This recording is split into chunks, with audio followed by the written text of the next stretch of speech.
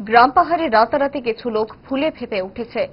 কোটি কোটি টাকার সম্পত্তির মালিক হচ্ছে সেই লোকগুলোই রাজ্য রাজনীতির পরিমণ্ডলকে কলুষিত করছে। সোজা সাপটা অভিযোগ ছিল রাজ্য বিরোধী দলনেতা জিতেন্দ্র চৌধুরীর। আজ শহরে বাম শিক্ষক কর্মচারী সংগঠনের 13 দফা দাবি নিয়ে মিছিল কর্মসূচিতে উপস্থিত ছিলেন জিতেন্দ্র চৌধুরী। 27 তারিখ শুরু হওয়া রাজ্য বিধানসভায় শিক্ষক কর্মচারীদের 13 দফা দাবি উত্থাপন করার নিমিত্তে দাবি স্মারক তুলে দেওয়া হয় রাজ্য বিরোধী দলনেতার হাতে। দাবি স্মারক গ্রহণ করে বিধানসভায় শিক্ষক কর্মচারীদের হকের দাবি নিয়ে সরব হওয়ার আশ্বাস দিয়েছেন বিরোধী দলনেতা জিতেন্দ্র চৌধুরী।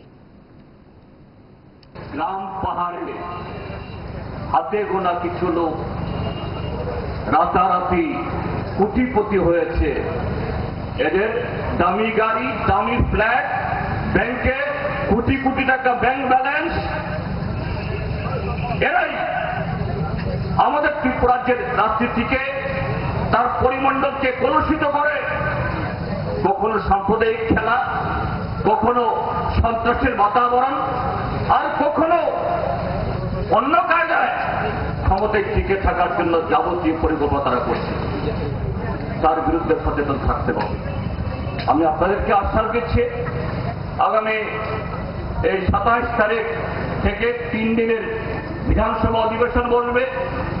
আমাদের তরফ থেকে আপনাদের এই যা 13 দফা দাবি নিয়ে বিধানসভাতে যতটুকু সোচ্চার হওয়ার, বিরোধী দলের তরফ থেকে গণতান্ত্রিকভাবে যা করার আমি করব।